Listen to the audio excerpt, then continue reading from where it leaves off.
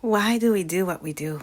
Why do we go to a certain place or, say certain words? Sometimes we want to do something and then it's as if we're going against the current. It's as if we're swimming against the current, right? The current is taking us in one way and we're trying to go the other way. And it feels like an uphill battle, right? SubhanAllah. The conscious mind is only responsible for 3 or 5% of our behavior, of our actions. The rest, like 95 to 97% of our behavior, is coming from programming subconsciously. It comes from subconscious programming, patterns that we've been downloading, we've been building over the years. And so looking at behavior, as I mentioned last time, looking at behavior, what we say, what we do, and why we do them is going to give us big insight as to what's going on with us at a deeper level. So let's dive deeper. I'm going to start with the attachment style of fearful avoidant. The fearful avoidant loves chaos. Consciously, they don't. They don't want chaos consciously, but subconsciously, that is what they're familiar with. They're familiar with ups and down, chaotic and scary scenarios, high emotion, extreme emotion being between both. And so if you grew up in that type of environment, and for you, love meant, arguing and passion discussions and making up and you need to have that to feel like this is a good relationship. SubhanAllah. A very beautiful sister of mine is FA. She's fearful avoidant, and she was telling me that she loves horror movies. And she shared with me another FA saying that the anxiety is normal operandi, and it's why I love horror films. The feeling of continual stress and fear is like home. Now, this person already is aware of the attachment style. They're aware of why they do what they do. But if you didn't do that research, you don't know why things are smooth and you just feel like something has to come up because you're uncomfortable with the situation being smooth, easy, like you're feeling unsure of this situation. Like, no, this is not familiar. Your subconscious is going to make you feel uneasy about a situation of ease, subhanAllah. And this could be something that Allah bless you with, some ease. And you're going to go and look for chaos because that is what you're used to. That is what your system is used to, subhanAllah. So understanding why you behave the way you behave. For FA, it will be asking the question, why did I just create a change in the situation? Because everything was smooth. Why am I feeling uneasy? And then why am I picking up a fight right now? Right? That's a good question for the FA to ask herself.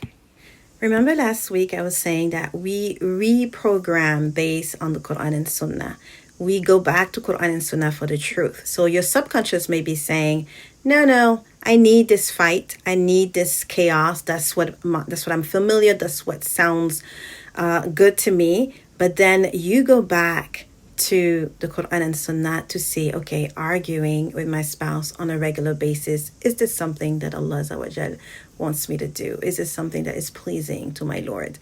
And then there's a hadith here that I shared in the marriage coaching program this past Saturday that I want to share with you because, mashallah, tabarakallah, it tells us that this is the truth. This is what we want to move towards. There is tremendous rewards in making sure that we are not constantly arguing, that we actually give up argument. Whoever gives up argument when he is in the right, a palace will be built from him in the middle of paradise. And whoever had good behavior, like the importance of akhlaq, a palace will be built for him in the highest reaches of paradise. May Allah grant us that. So it is so important that our behavior, right, is good, is pleasing to Allah. And this is why it is important to know what our current behavior, like what programming does it reflect? Because if we don't tackle it, then it's going to be harder for us to change that behavior. But we could absolutely change. So for the FA, it could be, okay, what are the needs that I'm trying to fulfill here? Like, why am I picking up a fight? Maybe I need novelty, because FAs really have a strong need for novelty, for change. And so let me make sure that in my day-to-day, I am able to meet this need of novelty so that I don't pick up a fight to bring novelty into my life. I don't go for chaos to bring a change into my life, and so that I don't get bored, right? Another point is sometimes, we raise our voices. Like an FA will argue, maybe raise her voice and scream. Okay, why am I screaming? Because I'm feeling unheard. So how can I make sure that I'm being heard in a way that is more constructive, more beneficial to my dunya and akhirah? One way could be when, me tell your spouse, when you see me raise my voice, can you just please tell me that I hear you? I hear where you're coming from. That will remind me that I'm only raising my voice because I'm trying to make myself heard. It would just be a trigger for me to change my behavior. Those are things you could adjust so that and you could communicate with people that are close to you, and they will help you along. I'll give you an example from my own. I'm not an FA, I'm a DA actually. I'm a dismissive avoidant recovering, working on this attachment style. And I have a strong need for safety.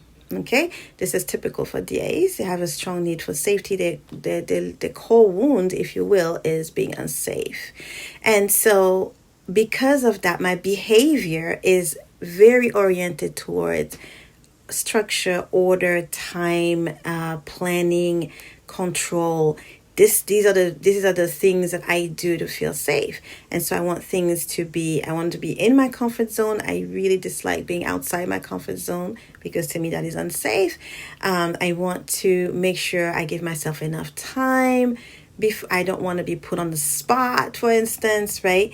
And so if I'm with someone who's not understanding that, and like the beginning of my marriage, my husband did not understand that about me, and so he would say, "Oh, you have so much that you could bring to this, conversation," and he was like, "Here, share some words," and I'm put on the spot, and my in my mind is just going, alert, alert, alert, alert.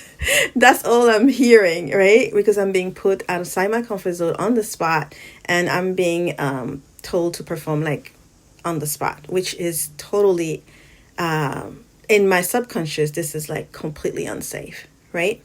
So also I tend to go into worst case scenarios and worry because I want safety. And so my spouse, when he understands that, he just has to say, okay, I know you worry about this, but this is, and he will go out of his way to make sure he explains to me how this situation is actually safe. Or he will tell me, you're safe. And that will just remind me. I say, okay, alhamdulillah. And as I'm working on this subconscious belief that I'm unsafe, I am working on that by reprogramming. But the deen brings me a lot of safety. When I leave my house with adhkar, when I come inside of my home with adhkar, when I do my adhkar before bed, when I read my baqarah, then I feel safe. When I pray my salah, when I raise my hands in dua, I feel safe. So I go back to Allah is in control, and that helps me to feel safe. So once you understand why you do certain things, why you worry so much, why it's so important for you to have a structure and plan, and you don't want to go outside, prepare so much before something, why you can't just be on the spot, on the go.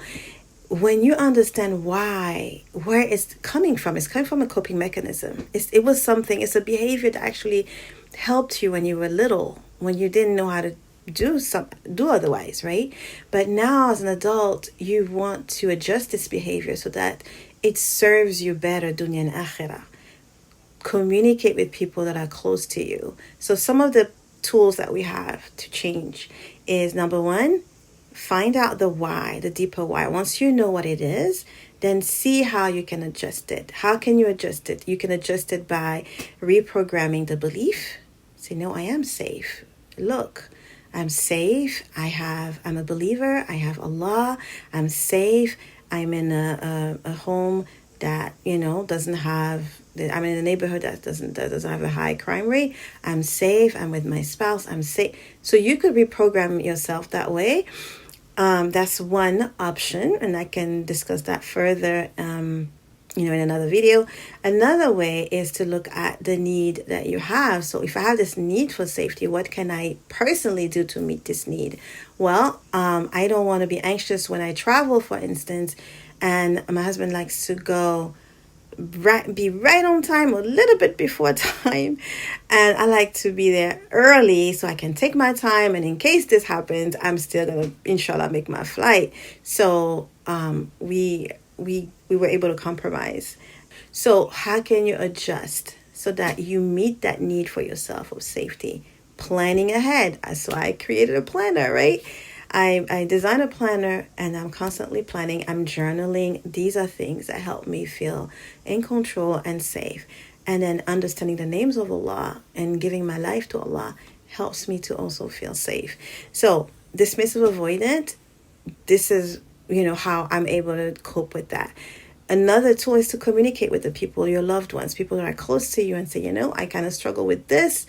And so if you could adjust with me. It's almost like the work that I did with values. When I do value work with my clients, I said this is so beneficial when you know your values, and then you're able to understand that other people may not have the same values as you, but you're able to be flexible with them, taking in consideration your values, right? So if for you, punctuality is a strong value, time management is a strong value, and then you are working with somebody who really doesn't care about time and actually thinks that, time management and punctuality is like them being trapped and being caged up, then you already know that. And it's like, okay, for us to work together, this is how we can meet in the middle, right? Understanding your behavior, going back to understanding your behavior, reprogramming it, attaching it to the truth, to the behavior that is pleasing to Allah. Striving for that and making adjustment along the way, communicating with your loved ones, meeting your own needs yourself, seeing how you can meet your own needs. All of that will help you to have blessed relationships with your spouse, with your children, with your parents, with your co-workers, with your fellow Muslims. And it would help you to build this beautiful akhlaq that is very much rewarded in our deen. All right. We have another attachment style that's insecure that I did not talk about today, which is the anxious preoccupied. So the anxious preoccupied is really preoccupied by other people's opinion of themselves. And so their whole preoccupation is, maintaining a connection with others. Connection for them is survival. And so this is really important to understand, like, why would I be, showing myself so much on social media? Why do I have to have so many likes, and why do I have to have so much attention directed towards me? Why do I crave for that acceptance? All of us at a human level need some type of acceptance, right? I mean, we're not we're people who live. We were created as people of society. We live in groups. However, the anxious preoccupied goes overboard with that need for acceptance, for likes, for approval. And this is unsafe when you think about the sins of riya, people pleasing, not doing it for Allah, for the pleasure of Allah, but for the likes and the appreciation of others. And this is where my anxious preoccupied sister would need to start asking herself, why am I sharing this information? Why do I feel the need to tell them that I did this or that? Or that, why do I need to share a picture of, my spouse doing this for me? Or why do I need that? Just ask yourself, why am I posting that? Why am I sharing this information?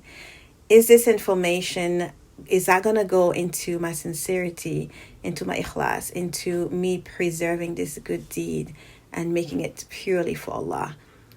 Everybody has to check within themselves. And for my anxious preoccupied, when she asks herself this question about this particular behavior, she's able to adopt and say, okay, wait, Allah knows that I did this. He is the one I'm seeking to please here. Me not sharing does not mean that I'm not included. It doesn't mean that I'm not accepted. And so she would have to find ways to meet that need of being accepted, right? And I hope this video was beneficial to you. I know I've had clients, especially those who have an anxious attachment, whether it's fearful avoidant or anxious preoccupied. They've asked me, they've told me how they struggle with makeup and they struggle with not, showing themselves and showing what they're doing. And I told them it's a need that they have to feel accepted. And so they have to first accept themselves, understand that they are a beautiful creation of Allah. They are a beautiful creation of Allah. Allah did not make any mistakes when He created them. And develop that and go back to Qur'an and Sunnah. How does the Qur'an and the Sunnah defines you as a Muslim woman, as a believing woman, right? As a creation of Allah. All right, sisters, this is the end of this particular video. I hope that by now you get really clear on observing your behavior, being curious about your behavior, asking yourself what it's telling you, what it's revealing to you, and seeing how you could adjust and meet the needs that it's asking you to meet. Actually, that behavior is a messenger. So ask yourself, what is it teaching me? What is telling me? What needs am I supposed to meet here? What is the the painful belief that I have that is pointing towards? And readjust. And if you need help with this, again, that's what I do in coaching. The Freedom Coaching Package is an amazing 12-week coaching package, one-on-one with me, where we will definitely break it down, inshallah. And otherwise, we have the Qur'an Plus coaching packages, and we also have the Blessed Relationships that is coming up. The new cohort is going to start in October, inshallah. This particular cohort is getting towards the end of it, so we only have the month of September, and then we have a session in August and 2 more sessions in September, and then that will be it. And it's been a beautiful 6-month ride, and I can't wait to do it again with new sisters, bi'idhnillah. Any good is from Allah, any mistake is from me, and may Allah forgive me. Subhanaka Allahumma bihamdik, ashhadu an la ilaha illa ant, astaghfiruka wa atubu ilayk. I look forward to seeing you next week, inshallah, for another video. Assalamu alaikum wa rahmatullahi wa barakatuh.